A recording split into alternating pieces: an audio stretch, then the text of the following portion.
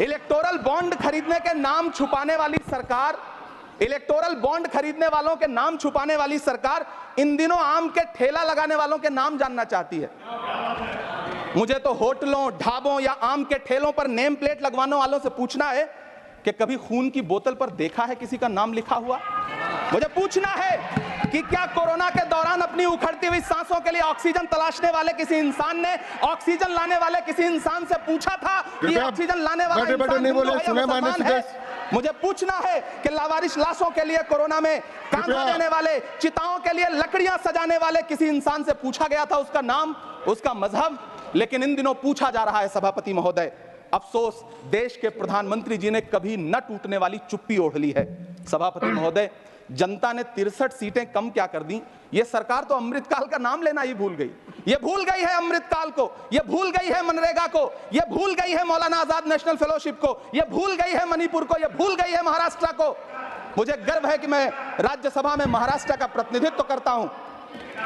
महाराष्ट्र जो देश की आर्थिक राजधानी है, जो टोटल कॉर्पोरेट टैक्स का 40%, इनकम टैक्स का 32% और जीएसटी का 20% इस देश को देता है, उस महाराष्ट्र के लिए इस बजट में एक शब्द नहीं है। सभापति महोदय, आखिर महाराष्ट्र से किस बात का बदला लिया जा रहा है? महाराष्ट्र में लोकसभा चुनाव में बाबा साहब अम्बेडकर के संविधान को बचाने के लिए वोट क्या कर दिया? प्रधानमंत्री जी तो महाराष्ट्र से बदला लेने पर उतर आए।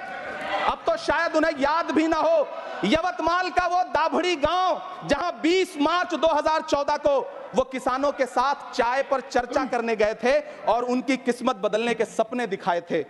उसी यवतमाल में पिछले 6 महीने में 132 किसानों ने आत्महत्या की है। सभापति महोदय, महाराष्ट्र में हर महीने 209 किसान आत्महत्या कर रहे हैं। राज्य सरकार द्वारा सौंपा गया आंकड़ा बताता है कि 1 जनवरी से 31 मई के बीच 1046 किसानों ने आत्महत्या की है। लेकिन अफसोस, इस बजट में महाराष्ट्र के किसानों के लिए कुछ भी नहीं है। किसानों से चिढ़ी हुई सरकार ने बजट में किसानों के एमएसपी की लीगल गारंटी नहीं दी। लेकिन याद रखिएगा, जो किसान का नहीं वो हिंदुस्तान का नहीं।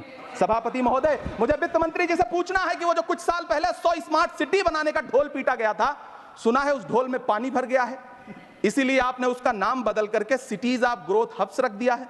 अच्छा है, नाम बदलने का खेल खेलते रहिए। आपकी कई सरकारें तो इसी वजह से चल रही हैं। इस सरकार को पढ़े लिखे लोगों से दिक्कत है सभापति महोदय, इसीलिए इस सरकार ने यूजीसी का बजट 66% कम कर दिया है। वाह रही सरकार। सभापति महोदय, मैं वित्त मंत्री जी के संज्ञान में लाना चाहता हूं कि किशनगंज में एएमयू सेंटर के पास 224 एकड़ जमीन है। यूपीए सरकार ने सोनिया गांधी जी की अगुवाई में 136 करोड़ रुपए एएमयू किशनगंज सेंटर के लिए सेक्शन किए थे। लेकिन आपकी सरकार ने पिछले 10 साल में उस 136 करोड़ में से सिर्फ 10 करोड़ रुपया रिलीज किया है।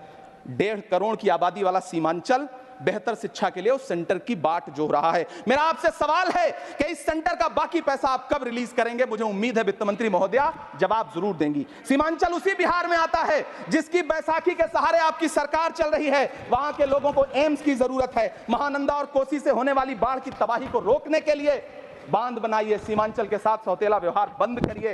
इकोनॉमिक कॉरिडोर बनाने से किसी राज्य का विकास नहीं होगा, विकास होगा स्वास्थ्य और शिक्षा के बुनियादी मुद्दों के लिए बजट देने पर। सभापति महोदय, एक तरफ तो इस बजट में पीएम आवास योजना के तहत 3 करोड़ अतिरिक्त मकान देने की घोषणा है और दूसरी तरफ लखनऊ के अकबर नगर में 1280 वो मकान हैं जिन्हें रिवर फ्रंट बनाने के नाम पे बुलडोजर से जमींदोज कर दिया गया। सभापति महोदय, लोग चीखते रहे, बच्चे बिलखते रहे, वसुधैव कुटुंबकम का नारा लगाने वाली सरकार इंसानों के घरों दे उजाड़ कर जश्न मना रही है। सभापति महोदय, मेरा बहुत भावुकता के साथ देश के प्रधानमंत्री से सवाल है कि इन उजड़ते हुए मकानों और बेघर होते हुए घरों को देख करके आपको नींद कैसे आती है? आप सो कैसे पाते हैं? मेरा सवाल है इस देश के प्रधानमंत्री से, या तो लोगों के घरों दे उजाड़ना बंद करिए या फिर करोड़ों मकान बनाने की झूठी घोषणाएं करना बंद करिए। यह बजट झूठ का पुलिंदा है। यह बजट आपके पिछले साल के बजट का कट कॉपी पेस्ट है। यह बजट हमारे चुनावी घोषणा पत्र की नकल करने की एक बेईमान कोशिश है। लेकिन कहावत है ना कि नकल के लिए भी अकल चाहिए। मेरे हाथ में एक तरफ न्याय पत्र है जो हमारा है और दूसरी तरफ अन्याय पत्र है जो आपका है। इस सरकार को आलोचना सुनने की आदत नहीं है सभापति महोदय। जब आप इनसे सवाल पूछिए तो शांत रहिए, आप बताइए 70 साल में आपने क्या किया है। मैं इस सदन में कहना चाहता हूं सभापति महोदय कि हमसे 70 साल का हिसाब मांगने वालों, जो सरकार अपना चलाया हुआ 2000 का नोट 7 साल नहीं चला सकी, वो हमसे 70 साल का हिसाब मांगती है। सभापति महोदय, मैं अंत में आपसे यह कहना चाहता हूं, यह बजट बैसाखी पर टिकी हुई सरकार का कुर्सी बचाओ बजट है। इस बजट में राज्यों के साथ, किसानों के साथ, नौजवानों के साथ, महिलाओं के साथ, देश के मिडिल क्लास के साथ अन्याय किया गया है और इस अन्याय का खामियाजा आपको महाराष्ट्र, हरियाणा और झारखंड के चुनाव में भुगतना पड़ेगा। सभापति महोदय, इस सरकार ने नोटबंदी लगाकर देश की आम जनता की पूंजी छीन ली, बैठे नहीं बोले, कृपया टैक्स लगा करके छोटे व्यापारियों के कारोबार छीन लिए, पेपर लीक करवा करके युवाओं की आंखों से नौकरी के सपने छीन लिए, अग्निवीर लाकर देश के जवानों की उम्मीदें छीन ली, बुलडोजर लगाकर लोगों के आशियाने छीन लिए, महंगाई लाकर देश की जनता की थाली से निवाले छीन लिए और नारा लगाया कि हम तो सेवक हैं, 18-18 घंटे काम करते हैं।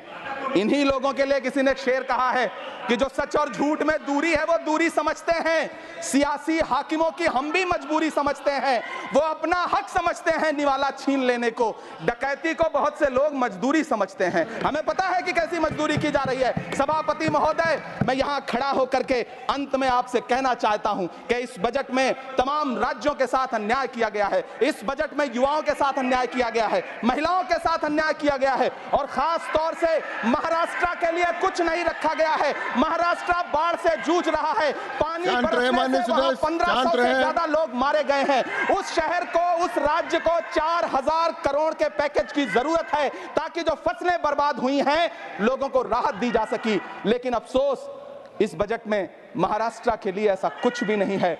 मैं आखिर में यह कहना चाहता हूं कि पिछले 7 दिन से इस बजट का बड़ा ढिंढोरा पीटा जा रहा है, इसे महान बताया जा रहा है, लेकिन कौन महान बता रहा है? सत्ता पक्ष के लोग, उन्हें तो बताना ही है, क्योंकि मैं अवध क्षेत्र से आता हूं, प्रतापगढ़ से, नीरज भाई भी अवध और पूर्वांचल से आते हैं। वहां एक कहावत है कि बिटिया की तारीफ किसने की? बिटिया की महतारी ने, यानी कि बेटी की प्रशंसा किसने की? मां ने। तो इस बजट की तारीफ सत्ता पक्ष करे तो करेगा ही, लेकिन विपक्ष के एक भी सांसद से आप पूछिए कि क्या उसके राज्य को कुछ मिला है, तो वो ये कहेगा कि नहीं, कुछ भी नहीं मिला है। बहुत बहुत धन्यवाद सभापति महोदय।